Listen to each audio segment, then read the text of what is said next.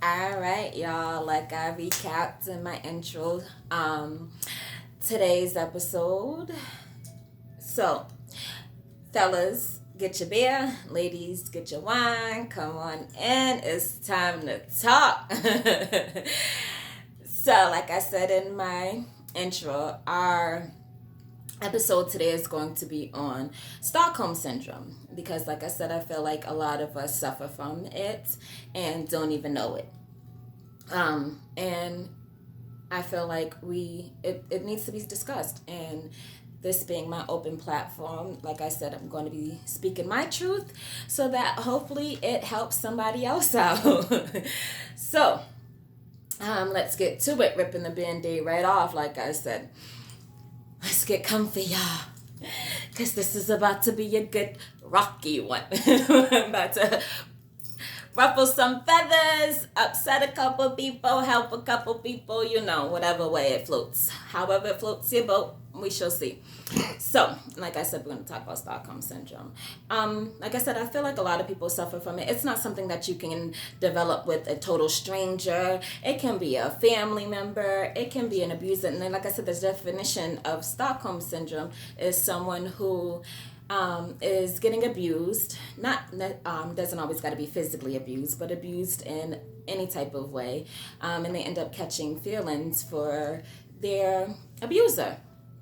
And I feel like a lot of people have it. Your abuser doesn't have to be, like I said, a total stranger. Your abuser can be a parent. Your abuser can be a friend.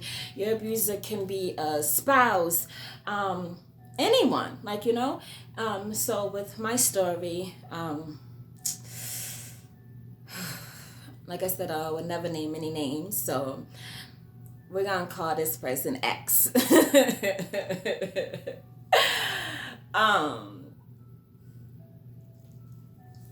X was a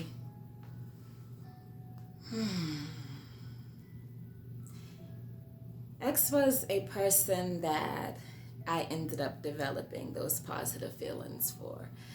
That was an abuser. Not physically. I never got physically abused by no one in that sense of, relationship-wise, other than, in-home beatings, aunts type things, the old school whoopings. But we'll get into that later on or whatever. But X was a person that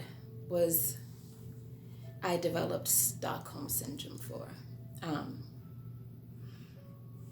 Many years, I would go back and went back, left and went back, and they said, you'll be back. And I kept running and kept coming back and going back, because it was familiar.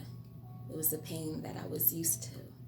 I got comfortable in it, and I shouldn't had. And it took me years to realize that wasn't okay. What was going on, it wasn't okay. Stockholm syndrome is any type of trauma. Any type of trauma. And no trauma is good. Something that sticks to you, in a bad way. And it did. It stuck to me in a very bad way. And I'm getting kind of when you start speaking, people that really know me that know it's like when spirits start talking and ain't me talking anymore. My hands and stuff start getting sweaty or whatnot, and they start to shake and my feet and hands start getting cold, but whatever. But anywho, so let's get back on topic. Yes, so I developed these feelings for this person, and it wasn't good. The relationship wasn't healthy. It wasn't a healthy relationship at all. It was one-sided. And I was yearning, and I was young. And I was yearning, and I was searching, and I was looking for this love. And unfortunately, I placed it in the wrong place, searching. And this man came along, X. And being so young, I had any and everything. I gave it. not realizing that I was given to someone who was abusing me. And they didn't know. It's not to say that they knew. It's not to say that I don't blame this person in this sense. It's because they was young themselves or whatever. So they probably didn't know what they were doing. But it was trauma in a sense because me being that young person, I was, like I said, searching, and they knew this. And I feel like because of it, they used it not for good. And it made me develop emotions and outlooks on men in different ways that was not healthy at all. At all. And after for years, like this took years, I had this crazy cycle for years. And it wasn't until recent that I was like, no more. No more. No more will I settle. No more will I allow myself to have these feelings for somebody that is abusing me and probably don't even know that they're abusing me mentally and emotionally, because I was searching. And like I said, I placed it in the wrong hands. And then there's those others, those others that place those traumas. Parental, and I had to realize it. And it sucks when you have to sit back and realize that the person that brought you into this world is causing you Stockholm syndrome. Is the very first person to give it to you and make you have these coping mechanisms. And it's scary, and it was hard for me. And it was at a time when I was like, whoa, okay, but questioning, like, no, but, and they say after but is bullshit. So I had to stop bullshitting myself and realize that, no, you gotta wake up. This is somebody that, yes, they may love you. Who knows? Who really knows? Just because the person births you don't mean that they really have to love you. Or they say they love you, but they don't gotta like you, type of thing, whatever. But it just, to realize that and to see that it was hard. It was hard and it hurted. But then it gave me my light also. Because realizing what it was helped me to then be able to recognize those signs and not do it again. Not ever go back there. Not ever allow myself to sit in that place of years and months and days of just coping and knowing that I'm sitting in shit calling it chocolate.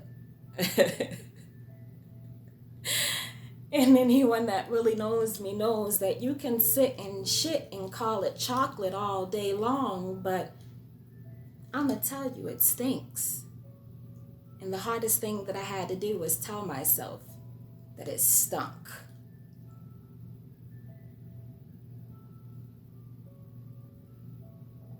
So,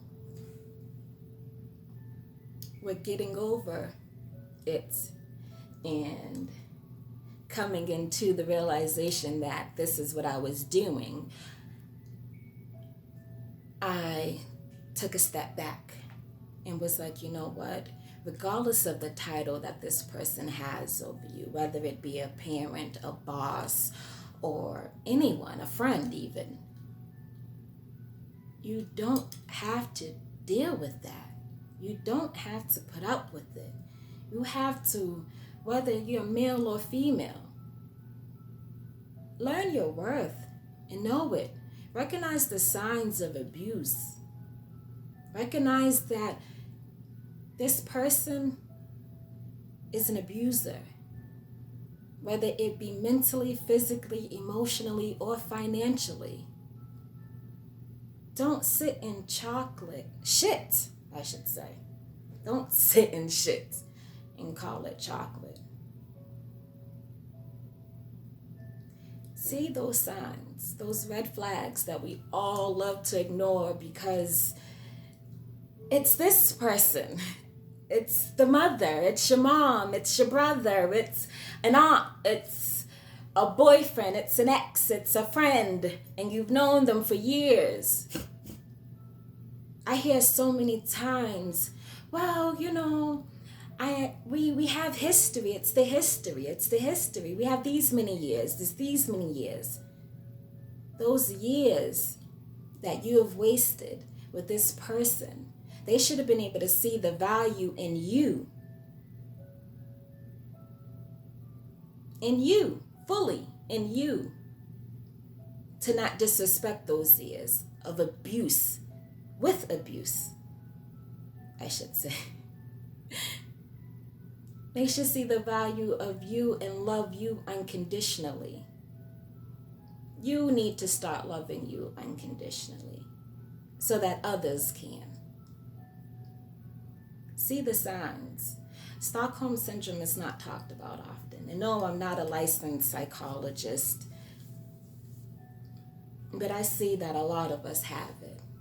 In today's world and society, a lot of us have it.